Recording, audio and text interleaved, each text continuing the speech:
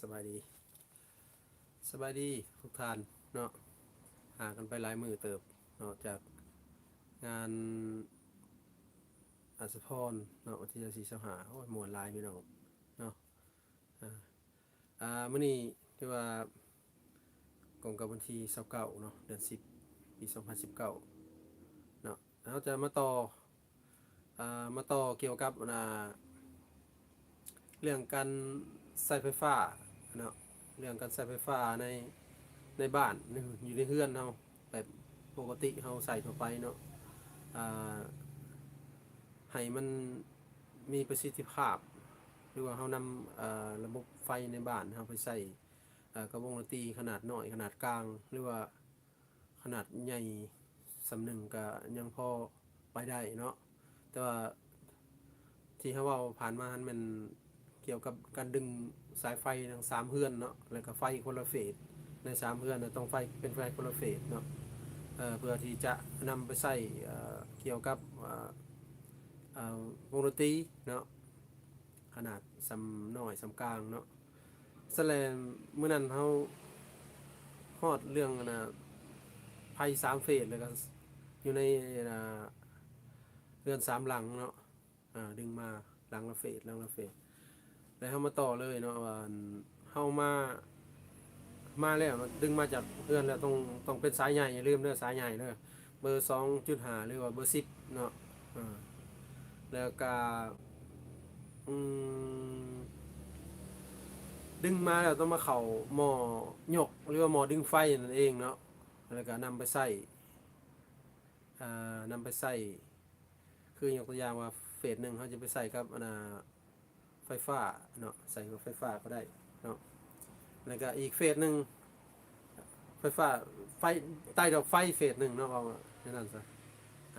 ใต้ดอกไฟเนาะเอาเฟส 1ไปใต้ดอกไฟแล้วก็เอาอีก2 เฟสไปใส่กับเครื่องดนตรีเนาะเบื้องซ้ายเบื้องขวาไปสิเนาะแล้วก็มาแบ่งพาวเวอร์ใส่มันคู่กันเนาะให้น้ำหนักไฟทั้ง2 เบื้องมันถอกันเนาะแล้วมันถึงจะ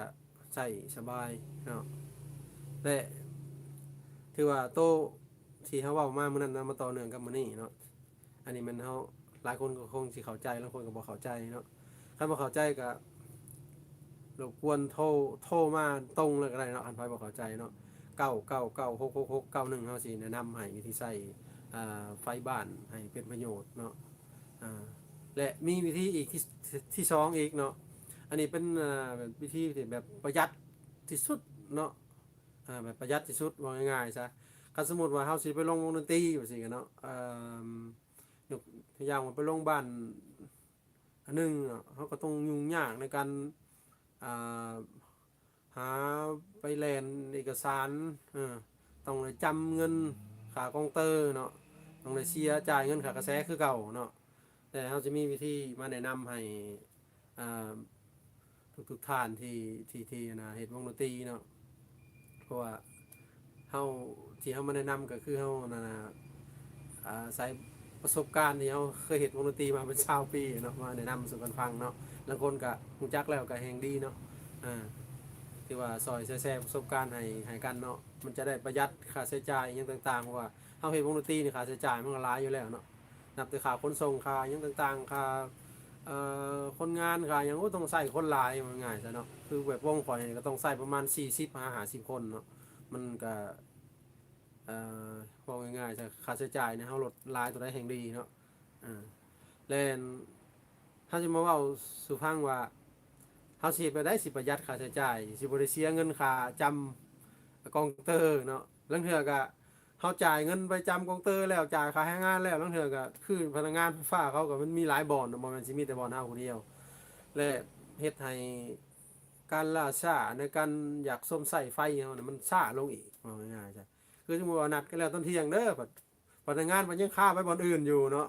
มาบ่ทันเครื่องเขาจะเปิดแล้วเจ้าภาพก็ช่างเปิดแตกอยู่เนาะอันนี้มันก็เฮ็ดให้เฮานี่ยุ่งยากเนาะบ่ได้ทันใจหรอก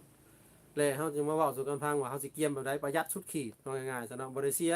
เงินค่าจำกองต่อกองเตอร์นะสบายเนาะแล้วเฮาเริ่มเว้าสู่กันฟังเลยว่านะหัวข้อที่1เนาะคือเฮาต้องไปหา อ่าเฮือนที่ลงไฟ3เฟสแล้ว1เนาะนะ1 2อ่าแม่นปัญหาที่เฮาเว้ากันมาเมื่อกี้นี้ของคลิปหลังนี่เนาะว่าให้หาแบบนั้นเนาะหานั่นน่ะเลือกเอาเฮือน3หลังเลือกไฟ3เฟสโต๊ะที่3แลน3นี่ให้ชอกเบิ่งว่ามีโรงสีบ่อยู่ลงอยู่บ่อนใกล้ๆบริเวณเฮาสิไปโรงงานเนาะถ้าแม่นได้ตัวนั้นนี่ถือว่าจังซี่รถสบายเนาะเอากับต้องได้ไปล่มกับเจ้าของเรือนหรือเจ้าของโรงสีนั่นเนาะแลนล่มไกลเกลี่ยกันเรื่องค่าไฟเนาะตรงนั้นมันสำคัญที่สุดเนาะเฮาสิได้ประหยัดเวลาในการไปแล่นไฟเพื่อสิเข้าของการเนาะเพื่อสิพนักงานสิมาต่อไฟให้เฮาอีกเนาะอันนี้บ่แม่นอันนี้เว้าเลยบ่แม่นซีนอันนั้นเนาะอันนี้เฮาเว้าความจริงสิฟังเนาะมันก็เป็นแบบนั้นแท้เนาะเพราะว่าติดตั้งไฟก็บ่แม่นได้มีแต่เฮาผู้เดียวเนาะ คือสมมุติว่าแขวงสวรรณเขตเขามีหลายบ่อนพนักงานเขาอาจจะไปบ่ตรงเวลาเนาะอาจจะซ่าหรือว่าเขาก็มันมันใส่บ่ทันใจเขาเนาะมันเป็นจังซั่นเนาะแล้วเขาต้องจะเป็นต้องได้หาแบบนั้นแล้วก็ความสะดวกมันก็คือได้ใช้รถเนาะต่อแล้วก็ได้ใช้รถเพียงแต่ลงทุนก็ซ้ายเนาะสมมุติห้องสีอยู่ใกล้นิดนึงก็เพิ่มซ้ายบ่เป็นหยังแต่ว่าอย่าลืมซ้ายเนาะต้องใหญ่คือเขาเว้าแหละตามคลิปผ่านมาต้องซ้ายต้องใหญ่ คันสั้นเลยเขาจะใส่ไฟบ่ได้ประสิทธิผลเนาะว่าจะสั้นซะอ่าถ้าว่าเนาะแนวเฮาแนะนำนี่มันผิดเนาะหรือว่าแต่ต้องอะไรก็ทั้ง ก็ต้องขออภัยเนาะอันนี้เฮามาแนะนำให้กันวิธีการใส่อย่างต่างๆเนาะในของไฟฟ้ามันให้มันสะดวกเนาะมันทันกับเวลาที่เฮานั่นน่ะจะไปใส่หันเนาะมันสะดวกแลน สำหรับคลิปนี้เนาะเราจะมาเว้ากันสู่กันฟังซ้ำนี้เนาะวิธีใส่ไฟเลยเมื่อหน้าเขาจะอย่างไรอยากส่วนพี่น้องมาหูจักเกี่ยวกับพวกมิกเซอร์เนาะมิกเซอร์ดิจิตอลเนาะจะใส่บ่ได้เนาะอันนี้เป็นมิกเซอร์ของยี่ห้อAllen Hit เนาะ QU32ที่เขาใส่อยู่ในวงดนตรีหนุ่มอุทัยมหาชนเนาะและเฮาสิมาเว้าสู่กันฟังเนาะว่ามันขอดีแบบได้ใส่ดิจิตอลกับอนาล็อกแบบใดมันมีความแตกต่างกันแบบใดเนาะในคลิปหน้าเฮาจะมาเว้าสู่กันฟังเนาะว่ามันมีความกันแตกต่างหรือว่าอุปกรณ์ที่เอามาใส่อ่ามัน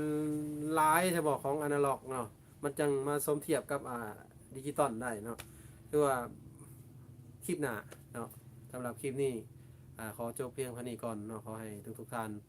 สุขภาพแข็งแรงโชคดีเนาะสวัสดี